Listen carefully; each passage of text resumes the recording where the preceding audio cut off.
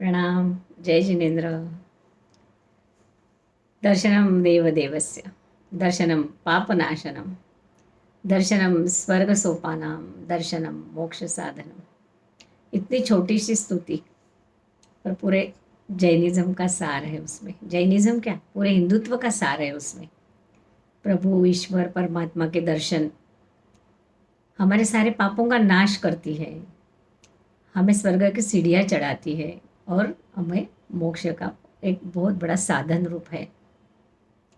पर कुछ बुद्धिजीवी वर्ग आर्य संस्कृति को नष्ट करने के हिसाब से ये कहने लगी है कि पत्थर की मूर्ति क्या करेगी, उसको पूजने से क्या लाभ, उससे अच्छा मानव सेवा करो, जन सेवा करो, जीते जागते लोगों की सेवा करो।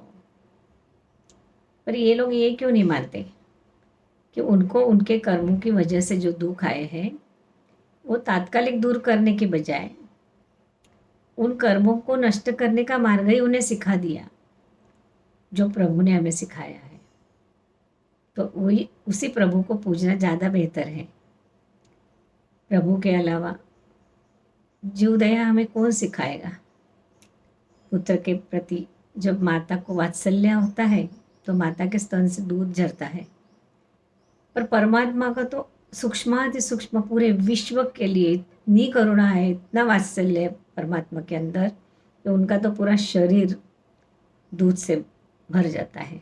उनका रुधिर मांस सब कुछ श्वेत सफ़ेद रहता है। और जब परमात्मा को उत्कृष्ट भाव से हम सेवा पूजा करते हैं तो हमें ज़रूर उसका लाभ मिलता ही है। रही बात पत्थर को पूजने से क्या होगा, तो क्यों जड़ वस्तु कुछ असर नहीं करती हमें। एक इतनी सी टैबलेट हमारा जब पेट दर्द सर दर्द होता है और हम ले लेते हैं तो क्या हमारा पेट दर्द सर दर्द गायब नहीं होता।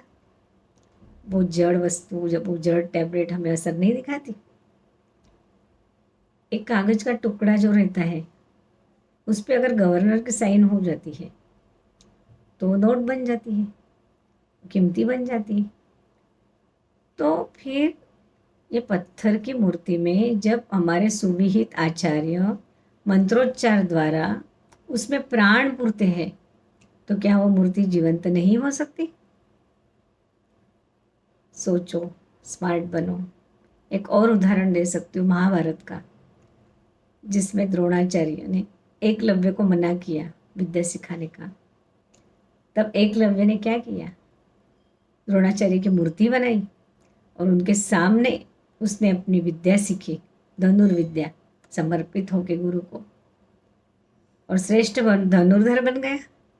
यहाँ जीवित द्रोणाचार्य ने अर्जुन को वही विद्या सिखाई, धनुर्विद्या, और अर्जुन से श्रेष्ठ कौन बना कि मूर्ति के सामने जिसने साधना की वो श्रेष्ठ बना। समझ सकते हो क्यों। मूर्ति कुछ नहीं कर सकती।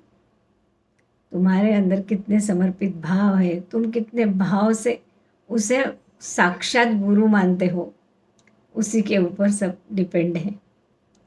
और एकलव्य ने वही किया, उनको साक्षात गुरु मान के समर्पित होके उसने आराधना की। तो क्या हम नहीं कर सकते। तो हमारे प्रभु क्या पत्थर है, उनके सामने भी हम समर्पित होके जो भी करेंगे वो हमें ज़रूर उनके जैसा ही बनाने में सफल होंगे।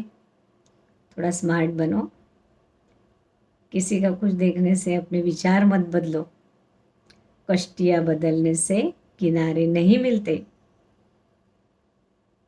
दिशा बदल तो नज़ारे बदल जाएंगे, मंजिलें अपने आप मिल जाएगी। धन्यवाद। अगर आपको मेरा ये कहना अच्छा लगा हो तो सब्सक्राइब करो, लाइक करो और शेयर ज़रूर करो।